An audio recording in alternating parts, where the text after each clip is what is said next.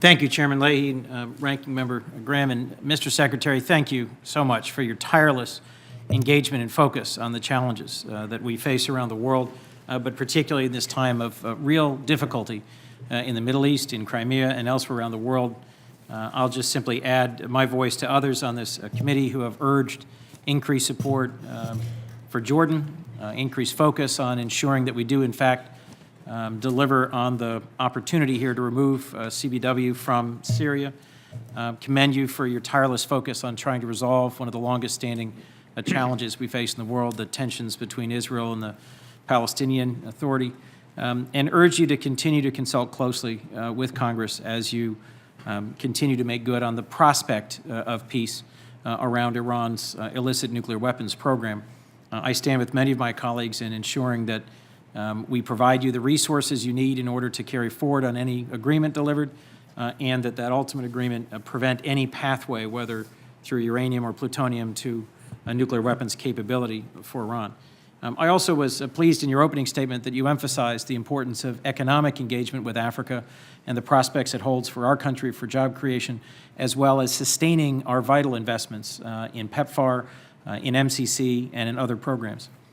Given the impending votes and the number of other senators waiting, let me just mention a few topics across Africa, and then to the extent we have time for your response, I'd welcome it. First, I look forward to working with you and the chairman and others on this committee to ensure that there are the resources needed to support work on fighting wildlife trafficking. I want to commend you for taking a leadership role in co-chairing the Presidential Task Force on Wildlife Trafficking, and I want to make sure there are the resources to support that national strategy. Second, as you referenced in your opening statement, there is a renewed wave of violence in Sudan as well as in South Sudan, and I want to make sure that we've got the resources to provide humanitarian support. There's been renewed aerial bombing in the Nuba Mountains and Blue Nile, and a renewal of violence by the Janjaweed elements within Sudan. There are a range of challenges in Sudan and South Sudan, and you've been tireless in working hard to help give birth to a newly free country of South Sudan. I would hate to see us miss this opportunity when there are so many other things going on around the world. The two things I wanted to focus on most of this list: Power Africa, a tremendous initiative, one that I think really does hold out great promise for the continent of Africa and for the United States. Yet there's no specific request for this initiative, and I'm concerned that AID is funding it out of existing accounts. With a significant number of difficult elections on the continent in the year ahead, I hope that we're not underfunding democracy and governance efforts by state and AID. And if there is a way we could work together to sustain Power Africa beyond the next 3 years, to lay out a framework for its funding and for its continuance, I think that could make a dramatic difference in meeting development and humanitarian and strategic needs, and in creating real opportunity for American business in partnership with our allies on the continent. Last, Central African Republic continues to be deeply concerning.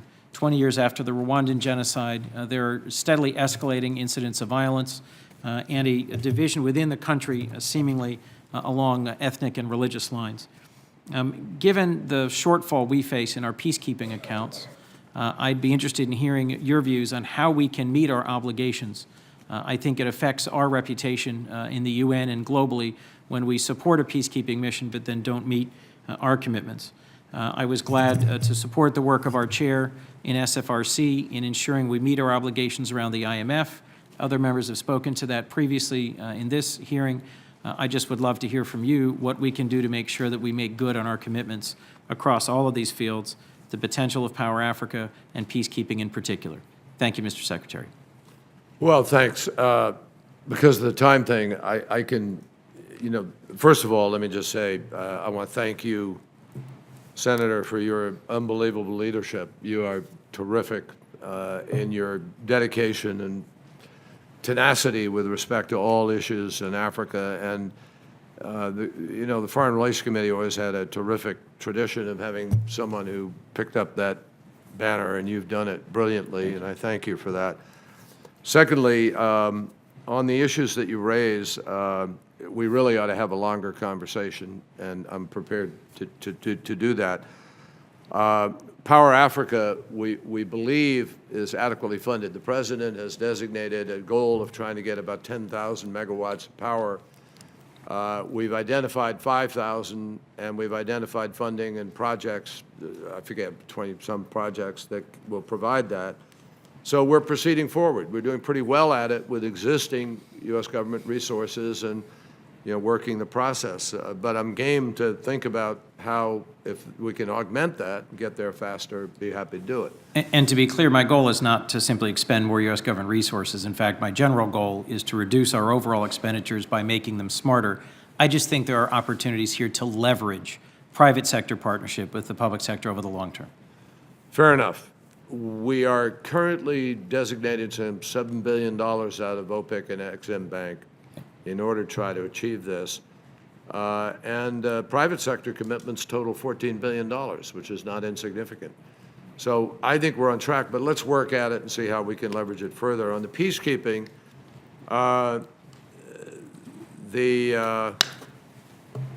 we support reduction or close. Some of the missions have been reached a point where we could begin to close some of them. East Timor, we're looking at reduced assessments for Liberia, Haiti. But then we have new ones that have come on, as you know. And we've increased by $342 million our commitments for Mali, Somalia, South Sudan. We've put additional money beyond that into South Sudan, by the way, on the humanitarian basis. My sense is that we have another problem in it, that we pay at, I think it's 27 point some percent, but we're being assessed by the UN at 28.4%. So we're behind in that regard, and we're going to have to think about sort of long-term how we're going to meet that arrearage and deal with it. I'm eager to work with you on that, seeing the press of time. Thank you very much. I understand you have more pressing obligations. I look forward to a chance to talk through these issues when the current situation's resolved to some extent. Thank you, Mr. Secretary. Thank you.